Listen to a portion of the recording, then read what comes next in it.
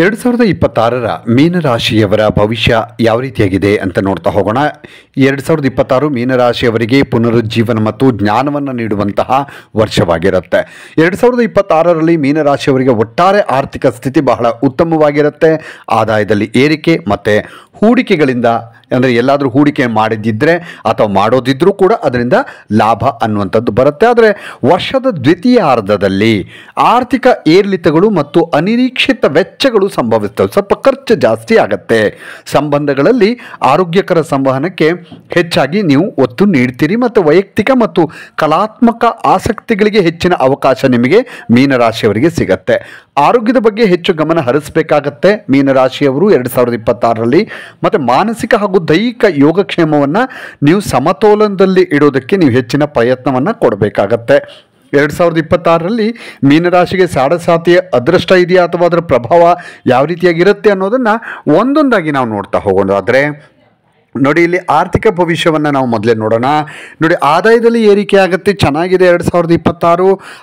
ಅಂದರೆ ನಿಮ್ಗೆ ಆದಾಯ ಯಾವುದೇ ಕೆಲಸ ಮಾಡಿದ್ರೂ ಕೂಡ ಅಥವಾ ಬೇರೆ ಬೇರೆ ಕೆಲಸಗಳಿಂದ, ಬೇರೆ ಬೇರೆ ಮೂಲಗಳಿಂದ ನಿಮಗೆ ಆದಾಯ ಹರಿದು ಬರುವಂಥದ್ದು, ಸ್ಥಿರ ಆದಾಯದ ಹರಿವು, ಅಂದರೆ ಒಂದು ನಿಯಮಿತ ಆದಾಯ ನಿಮಗೆ ಮಂತ್ಲಿ ಬರ್ತಾ ಇರುವಂಥದ್ದು, ಅಥವಾ ಎಲ್ಲಾದರೂ ಹೂಡಿಕೆಯನ್ನು ಮಾಡಿದಿದ್ರೆ ಅಥವಾ ನೀವೇನಾದರೂ ಇನ್ಮೇಲೆ ಹೂಡಿಕೆ ಮಾಡಬೇಕು ಅಂತಿದ್ರು ಕೂಡ ಅದರಿಂದನೂ ನಿಮಗೆ ಒಳ್ಳೆ ಉತ್ತಮವಾದಂತಹ ಲಾಭವನ್ನು ನೀವು ನಿರೀಕ್ಷೆ ಮಾಡಬಹುದು. ಆದರೆ ದ್ವಿತೀಯಾರ್ಧದಲ್ಲಿ, ವರ್ಷದ ದ್ವಿತೀಯಾರ್ಧ ಅಂತಂದರೆ ಒಂದು 6 ತಿಂಗಳಾದ ನಂತರ ಗುರು ಮತ್ತು ಶನಿಯ ಪ್ರಭಾವದಿಂದಾಗಿ ಸ್ವಲ್ಪ ಆರ್ಥಿಕ ಏರಿಳಿತಗಳು ಉಂಟಾಗ್ತವೆ. ಸ್ವಲ್ಪ ಸಮಸ್ಯೆ ಉಂಟಾಗುತ್ತೆ ಆ ಆರ್ಥಿಕ ಪರಿಸ್ಥಿತಿಯಲ್ಲಿ, ಹಣಕಾಸಿನಲ್ಲಿ. ಮತ್ತು ಆರೋಗ್ಯ, ಶಿಕ್ಷಣ ಅಥವಾ ಪ್ರಯಾಣ ಇದೆಲ್ಲದಕ್ಕೂ ಸ್ವಲ್ಪ ಖರ್ಚುಗಳು ಜಾಸ್ತಿ ಆಗುತ್ತೆ.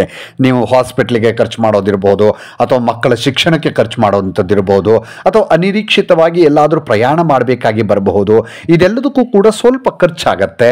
ಇದನ್ನು ಅಂದರೆ ವರ್ಷದ ದ್ವಿತೀಯಾರ್ಧದಲ್ಲಿ ಆಗತ್ತೆ. ಇದು ಜೂನ್ ನಂತರ ನೀವು ಒಂದು ಸಲಹೆ ಅಂತಂದರೆ, ನಿಮಗೆ ಜೂನ್ ನಂತರ 6 ತಿಂಗಳ ನಂತರ ವರ್ಷದ ದ್ವಿತೀಯಾರ್ಧ ನೀವು ಹಣವನ್ನು ಯಾರಿಗೂ ಸಾಲ ಕೊಡೋದಕ್ಕೆ ಹೋಗಬೇಡಿ, ಎಲ್ಲೂ ಸಾಲ ಕೊಡೋದಕ್ಕೆ ಹೋಗಬೇಡಿ. ಮತ್ತು ಹೂಡಿಕೆ ಮಾಡೋದಿದ್ರೂ ಕೂಡ ನೀವು ದ್ವಿತೀಯಾರ್ಧದಲ್ಲಿ, ಅಂದರೆ ಜೂನ್ ನಂತರ ನೀವು ಹೂಡಿಕೆಯನ್ನು ಎಲ್ಲೂ ಮಾಡೋದಕ್ಕೆ ಹೋಗಬೇಡಿ. ಯಾಕಂದರೆ ಆ ಥರ ಮಾಡಿದ್ರಿ ಅಂತಂದರೆ ಬಹಳ ಅಪಾಯಕಾರಿ ಒಂದು ಸನ್ನಿವೇಶವನ್ನು ಎದುರಿಸಬೇಕಾಗತ್ತೆ. ಹುಷಾರಾಗಿರಿ. ಇನ್ನು ವೃತ್ತಿಯ ಬಗ್ಗೆ ನೋಡೋದಾದರೆ, ಜೀವನದಲ್ಲಿ ಪ್ರಗತಿ ಮತ್ತು ಉತ್ತಮ ಅವಕಾಶಗಳು ನಿಮಗೆ ಇಲ್ಲಿ ಗೋಚರಿಸ್ತಾ ಇದೆ 2026ರಲ್ಲಿ. ನಿಮ್ಮ ವೃತ್ತಿಪರ ಜೀವನದಲ್ಲಿ ಅನಿರೀಕ್ಷಿತ ಪ್ರಯಾಣಗಳು, ಸಡನ್ನಾಗಿ ನಾನು ಆಗಲೇ ಹೇಳಿದಾಗ ಎಲ್ಲಿಗಾದರೂ ಹೋಗಬೇಕಾಗಿ ಬರಬಹುದು, ಸಡನ್ ಪ್ಲ್ಯಾನ್ ಆಗಬಹುದು, ಅಂಥ ಅವಕಾಶಗಳು ಕೂಡ ಎದುರಾಗ್ತವೆ. ಮತ್ತು ನೀವು ಒಂದು ಸ್ವಲ್ಪ ತಾಳ್ಮೆಯನ್ನು ನೀವು ರೂಢಿಸ್ಕೊಳ್ಳೋದು ಬಹಳ ಮುಖ್ಯವಾಗಿರುತ್ತೆ. ಹಣಕಾಸಿನ ವಿಷಯದಲ್ಲಿ ಸ್ವಲ್ಪ ಜಾಗರೂಕರಾಗಿರಬೇಕು. ನಾನು ಆಗಲೇ ಹೇಳಿದಾಗೆ ಹೂಡಿಕೆಗಳ ಬಗ್ಗೆ ಸ್ವಲ್ಪ ಎಚ್ಚರ ವಹಿಸೋದು ಒಳ್ಳೆಯದು. ಮತ್ತು ಪ್ರೀತಿ ಪಾತ್ರರೊಂದಿಗಿನ ಸಂಬಂಧಗಳು ಈ ವರ್ಷ ಮತ್ತಷ್ಟು ಬಲಗೊಳ್ತವೆ. ನಿಮ್ಮ ಯಾರು ಅಚ್ಚುಮೆಚ್ಚಿನವರು ಅಥವಾ ಪ್ರೀತಿ ಪಾತ್ರರು ಇನ್ನೂ ಆ ಪ್ರೀತಿ ಅನ್ನುವಂಥದ್ದು, ಸಂಬಂಧ ಅನ್ನುವಂಥದ್ದು ಇನ್ನೂ ಗಟ್ಟಿ ಆಗ್ತಾ ಹೋಗುತ್ತೆ 2026ರಲ್ಲಿ. ಮತ್ತು ಶನಿಯ ಪ್ರಭಾವದಿಂದ ಸಂಬಂಧಗಳಲ್ಲಿ ನೀವು ಒಂದಷ್ಟು ಗಡಿಗಳನ್ನು, ಯಾವ ಸಂಬಂಧ ಎಷ್ಟರ ಮಟ್ಟಿಗಿರಬೇಕು ಅನ್ನೋದ್ರ ಬಗ್ಗೆ ಒಂದಷ್ಟು ಗಡಿಗಳನ್ನು ಹಾಕ್ಕೊಳ್ಳೋದಕ್ಕೆ ನಿಮಗೆ ಸಹಾಯವಾಗುತ್ತೆ.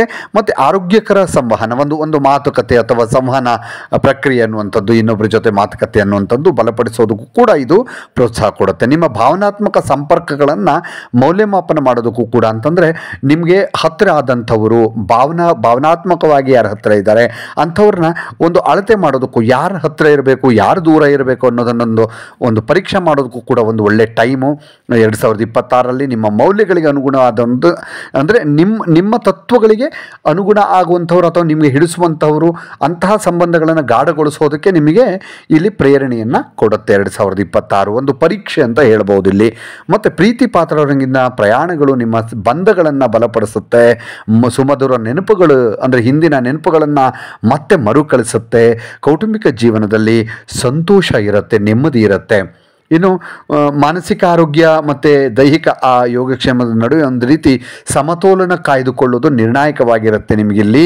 ಮತ್ತು ಇನ್ನೊಂದು ಸಲಹೆ ಅಂತಂತಂದರೆ, ಧ್ಯಾನ ಅಥವಾ ಯೋಗದಂತಹ ಒಂದು ಅಭ್ಯಾಸಗಳನ್ನು ನೀವು ಅಳವಡಿಸ್ಕೊಳ್ಳೋದು ಬಹಳ ಒಳ್ಳೆಯದು. ನಿಯಮಿತ ತಪಾಸಣೆ ಮಾಡಿಸ್ಕೊಳ್ಳುವಂಥದ್ದು, ಪರೀಕ್ಷೆ ಮಾಡಿಸ್ಕೊಳ್ತಾ ಇರುವಂಥದ್ದು, ಟೆಸ್ಟ್ ಮಾಡಿಸ್ಕೊಳ್ತಾ ಇರುವಂಥದ್ದು ಮಾನಸಿಕ ಆರೋಗ್ಯಕ್ಕೆ ಇದೆಲ್ಲದರಿಂದ ಮತ್ತು ವ್ಯಾಯಾಮ ಮಾಡೋದ್ರಿಂದನೂ ಕೂಡ ನಿಮಗೆ ಈ ಮಾನಸಿಕ ಮತ್ತು ದೈಹಿಕ ಆರೋಗ್ಯಕ್ಕೆ ಸಹಾಯ ಆಗತ್ತೆ. ಮತ್ತು ಸೃಜನಾತ್ಮಕ ಅಭಿವ್ಯಕ್ತಿ ಮತ್ತು ಭಾವನಾತ್ಮಕ ಒಂದು ಅಭಿವ್ಯಕ್ತಿಗೆ ಅವಕಾಶ ನೀಡುವಂಥ ಹವ್ಯಾಸಗಳನ್ನು ನೀವು ಬೆಳೆಸ್ಕೊಳ್ಳೋದು ಬಹಳ ಒಳ್ಳೆಯದು. ನಾನೀಗಾಗಲೇ ಹೇಳಿದ ಹಾಗೆ ನಿಮಗೆ ಸಡನ್ನಾಗಿ ಒಂದಷ್ಟು ಪ್ರಯಾಣಗಳು ಬರಬಹುದು ಎಲ್ಲಾದರೂ ಹೋಗೋದಕ್ಕೆ, ಮತ್ತು ಈ ಪ್ರಯಾಣ ಹೊಸ ಅನುಭವಗಳನ್ನು ಕೊಡುತ್ತೆ ಮತ್ತು ಹೊಸ ಜ್ಞಾನವನ್ನು ಕೊಡುತ್ತೆ. ವಿಶ್ರಾಂತಿ ಮತ್ತು ಆಧ್ಯಾತ್ಮಿಕ ಸ್ಥಳಗಳಿಗೆ ಭೇಟಿ ನೀಡೋದಕ್ಕೆ ಬಹಳ ಉತ್ತಮವಾದಂತಹ ಸಮಯ ಇದೆ 2026. ಮತ್ತು ಇಲ್ಲಿ ಗುರುಗ್ರಹದ ಸಂಚಾರದಿಂದ ನಿಮ್ಮ ಜ್ಞಾನ ಇನ್ನೂ ವೃದ್ಧಿಯಾಗತ್ತೆ ಅಂತ ಹೇಳಬಹುದು ಇಲ್ಲಿ. ಯಾಕಂದರೆ ಗುರುಗ್ರಹ ಸಂಚಾರ ಇದೆ, ಹಾಗಾಗಿ ನಿಮ್ಗೆ ಇನ್ನಷ್ಟು ಹೆಚ್ಚಿನ ಜ್ಞಾನ ಸಿಗುತ್ತೆ 2026ರಲ್ಲಿ. ಕಲಾತ್ಮಕ ಆಧ್ಯಾತ್ಮಿಕವಾಗಿ ಇನ್ನೂ ಹೆಚ್ಚಿನ ಶಕ್ತಿಯನ್ನು ಕೂಡ ನೀವು ಮೀನರಾಶಿಯವರು ಹೊಂದೋದಕ್ಕೆ ಸಾಧ್ಯವಾಗುತ್ತೆ. ಇನ್ನಷ್ಟು ವಿಡಿಯೋಗಳಿಗಾಗಿ ಮೀಡಿಯೇಟಿನ್ ಕರ್ನಾಟಕ ಚಾನಲನ್ನು ಸಬ್ಸ್ಕ್ರೈಬ್ ಮಾಡಿ ಹಾಗೂ ಹೊಸ ವಿಡಿಯೋಗಳ ಅಪ್ಡೇಟ್ಗಳಿಗಾಗಿ ಬೆಲ್ ಐಕನನ್ನು ಕ್ಲಿಕ್ ಮಾಡಿ. Thank you.